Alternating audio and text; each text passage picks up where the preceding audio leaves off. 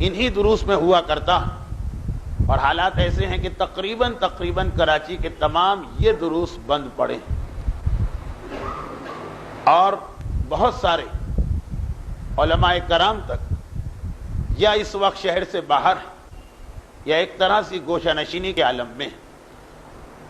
تو بہرحال جب اس مجبوری کے عالم میں مجھ طالب علم نے یہ کوشش کی کہ یہ سلسلہ چلتا رہے، تو اب زیادہ توجہ ہم دے رہے ہیں کہ ان مسائل کا بیان جس کے بغیر انسان کتنی ہی کوشش کیوں نہ کرے پروردگار عالم کو راضی کر ہی نہیں سکتا۔ حتیٰ یہ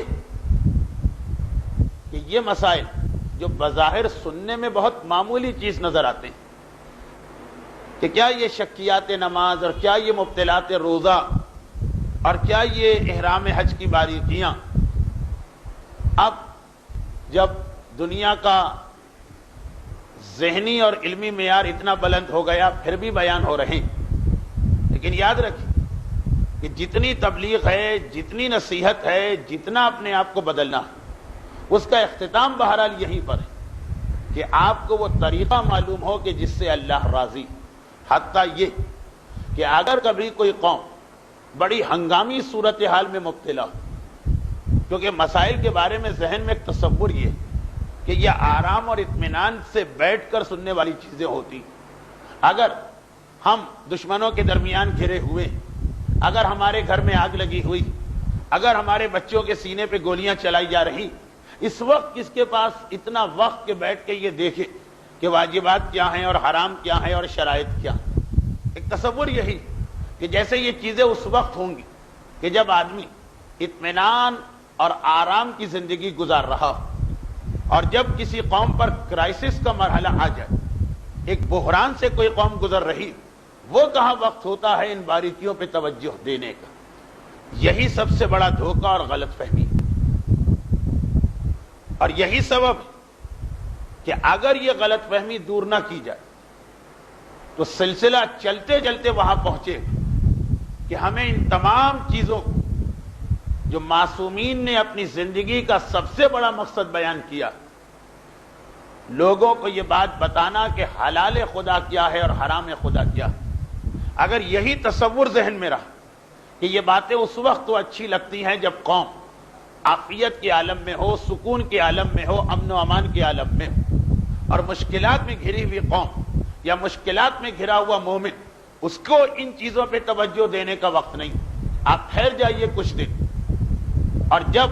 یہ کرائسس گزر جائے گا پھر آپ دوبارہ شروع کر دیجئے گا کہ نماز اور روزے کے واجبات۔ اگر یہ خیال ذہن میں رہا تو اس کا اختتام یہاں پہ ہونے والا ہے کہ یہ چیزیں ہمیشہ ہمیشہ کے لیے ختم ہو جائیں۔ وجہ کیا ہے؟ وجہ یہ کہ کیا آپ کا یہ خیال ہے کہ یہ جو اس وقت حالات ہم نے دیکھے، پھر کچھ عرصے کے لیے ایسا لگا کہ وہ حالات نہیں، تو اب آپ یہ سمجھ رہے ہیں کہ حالات اس سے بہتر ہوں گے یا جو خطرات ہیں وہ ختم ہو گئے؟ اگر آپ کا یہ خیال ہے تو اس کا مطلب یہ کہ آپ نے اپنے زمانے کے امام کی غیبت کے آخری دور کی روایتیں یا پڑھی نہیں ہیں یا توجہ نہیں دی۔ تمام روایتیں جو امام کی غیبت کے حالات کو بیان کر رہی، ان سب روایتوں ڈائریکشن یہی دی گئی کہ جیسے جیسے غیبت کے اختتام کا زمانہ قریب آئے ویسے ویسے حالات بدتر سے بدتر تو ہوتے جائیں گے، بہتری کا کوئی امکان نہیں۔ اور یہ وہ چیز